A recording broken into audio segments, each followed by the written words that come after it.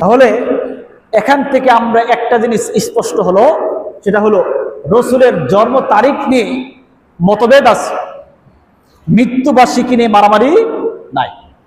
তাহলে ওই মৃত্যুবার্ষিকীটা যেহেতু স্পষ্ট 12 রবিউল আউয়াল, আর যারা 12 রবিউল আউয়ালে নবীজি দুনিয়াতে আসার স্লোগান দিয়ে মিছিল করে অথচ ওই দিন ইন্তেকাল করেছে, এটা সারা পৃথিবীর সমস্ত আলেম একমত।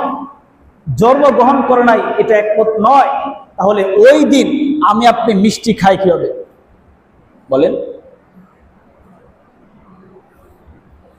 রাসূল পাক সাল্লাল্লাহু আলাইহি ওয়াসাল্লাম ইরশাদ করেছেন, সাহাবারা জিজ্ঞাসা করেছিল, ইয়া রাসূলুল্লাহ, ইয়া হাবিবাল্লাহ, আপনি সোমবার দিন রোজা রাখেন কেন, কারণ কি? রাসূল পাক সাল্লাল্লাহু আলাইহি ওয়াসাল্লাম ইরশাদ করেছেন, সোমবারে আমার জন্ম হয়েছিল, সোমবারে আমার জন্ম হওয়ার কারণে, এই পৃথিবীতে আসার কারণে আমি ওই দিনটাকে সম্মান করে রোজা রাখি। রাসূল আগমনের কথা যেই দিন আসছে ওই দিনকে উপলক্ষ করে ঈদ বানাইছে খাওয়ার জন্য, অথচ রাসূল যেই দিন আসছেন ওই দিনকে উপলক্ষ করে রোজা রাখছে। আর কিছু কিছু মুসলমান ওই দিনকে ঈদ বানাইছে। কি বলে, ঠিক কিনা? রাসূল যেই দিন আসছেন সোমবার, ওই দিনকে উপলক্ষ করে মৃত্যুর আগ পর্যন্ত রোজা রাখছেন। কি রাখছেন? রোজা। প্রতি বছর, প্রতি মাস, প্রতি সপ্তাহে। আর ওই দিনকে উপলক্ষ করে আমাদের মুসলমানদের ভিতরে একটা দল আছে, সারা পৃথিবীতে আছে, তারা কি করে?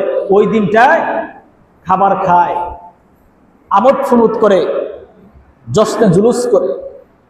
রাসূল বলছে রোজার দিন, আর তারা বানাইছে খাওয়ার দিন।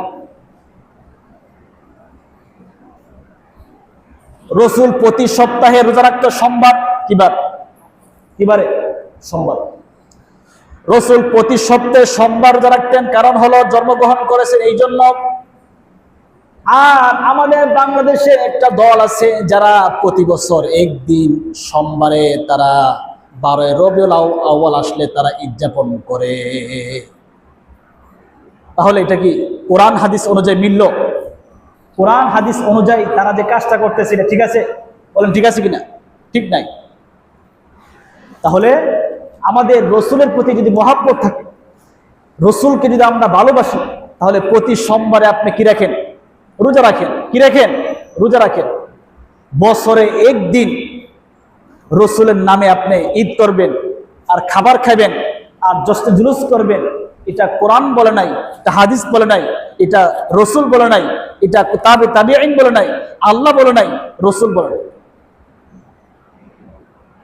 রাসূল ইন্তেকাল করার পর 30 বছর পর্যন্ত খেলাফতের যুগ ছিল আবু বকর সিদ্দিক রাদিয়াল্লাহু তাআলা, উমরে ফারুক রাদিয়াল্লাহু তাআলা 12 বছর খেলাফতের দায়িত্ব ছিলেন, ওসমান ইবনে আফফান রাদিয়াল্লাহু তাআলা আনহু, আলী রাদিয়াল্লাহু তাআলা আনহু, তারা প্রায় রাসূলের 30 বছর পর্যন্ত ছিলেন। রাসূল ইন্তেকাল করার পর 30 বছর পর্যন্ত তারা দুনিয়াতে ছিলেন।